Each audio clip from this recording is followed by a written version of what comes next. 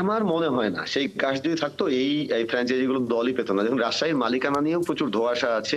এটাও বিপিএল এর পেশাদারিত্বের একটা ঘাটতির যে জায়গা সেখানে একটা উল্লেখযোগ্য ব্যাপার যে আসলে কোন দলের এক্সাক্ট মালিকানা কার কাছে আমরা জানি না, কিংবা সেই কোম্পানিগুলো কারা। যেমন রাজশাহীর কথাই যদি ধরুন, রাজশাহীর ৩ জন ৩ টা পক্ষ আছে আমরা শুনতে পাচ্ছি।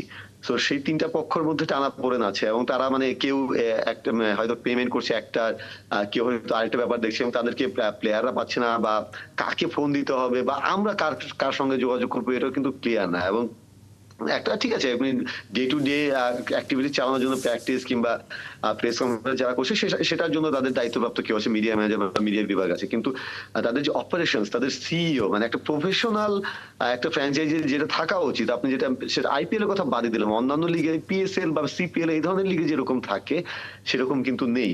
সো যেটা বলছিলাম যে আপনি যেটা বলছিলেন যে নিশ্চিত না হয়ে তারা দিয়েছেন, এই রাজশাহীর এই মালিকানা নিয়ে প্রচুর ধোঁয়াশা আছে। রাজশাহীর মালিক পক্ষের মধ্যে শোনা যায়, যেহেতু ক্লিয়ার করে বলা হয় নাই, সো অফিসিয়ালি আমরা বলতে পারি না, কিন্তু আমরা বিভিন্ন সূত্র থেকে বিভিন্ন মাধ্যম থেকে যা জানি সেখানে জানি যে রাজশাহী মালিক পক্ষের মধ্যে একটা গ্রুপ আছে যারা এর আগে বিপিএল এর আরেকটা ফ্র্যাঞ্চাইজি ছিল এবং সেখানেও প্রচুর মানে তাদের বিরুদ্ধে প্রচুর অভিযোগ ছিল, সো তাদেরকে আবার দেওয়া হয়েছে।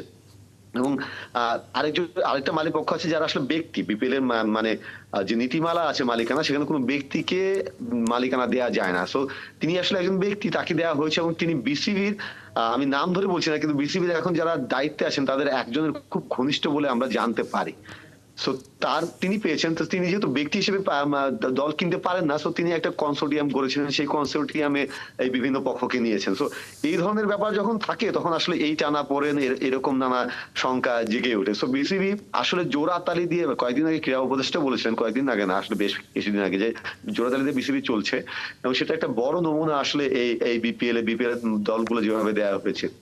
এবং বিভিন্ন দল, এটা রাজশাহীর ব্যাপারটা প্রকাশ্যে এসেছে, প্লেয়াররা আসলে এভাবে অনুশীলন বাতিল করায় বা ম্যাচ খেলবে না এরকম হুমকি দিয়েছে, এইসব ব্যাপারে রাজশাহীর প্লেয়াররা সরাসরি না বললেও ভেতরে আড়াল থেকে আমাদের কি দুইজন বলছে। অন্যান্য দলেও কিন্তু পেমেন্ট ইস্যু আছে, মানে যে পেমেন্টটা পাওয়ার কথা এতদিনে কিন্তু 75% পেয়ে যাওয়ার কথা, মানে টুর্নামেন্ট শুরুর আগে 50%, টুর্নামেন্ট চলার সময় আরো 25% পেয়ে যাওয়ার কথা। 75% কোন দল পেয়েছে বলে, কোন দলের ক্রিকেটার পেয়েছে বলে আমার মনে হয় না। এবং আমি নিশ্চিত করে বলতে পারি আপনাকে আজকে এই শোতে যে টুর্নামেন্ট শেষে এসব নিয়ে আমাদেরকে অনেক দৌড়ঝাঁপ করতে হবে, আমাদেরকে মানে আমরা যারা সংবাদকর্মী আছি তাদেরকে অনেক দৌড়ঝাঁপ করতে হবে, কারণ প্রচুর প্লেয়ার ডেফিনেটলি টুর্নামেন্ট শেষে কিন্তু দ্রুততম সময়ের মধ্যে ফুল পেমেন্টটা করে দেওয়ার কথা, সেটা যে হবে না এটা আমি নিশ্চিত করে বলতে পারি যে বেশিরভাগ প্লেয়ার এই ফুল পেমেন্টটা পাবে না এবং অনেক দিন পর্যন্ত তাদেরকে ঝুলিয়ে রাখা হবে। বিদেশি প্লেয়ারদের ক্ষেত্রে যে কি কেলেঙ্কারি হবে এটা ভেবে আমার এখনই আমি শঙ্কিত আসলে।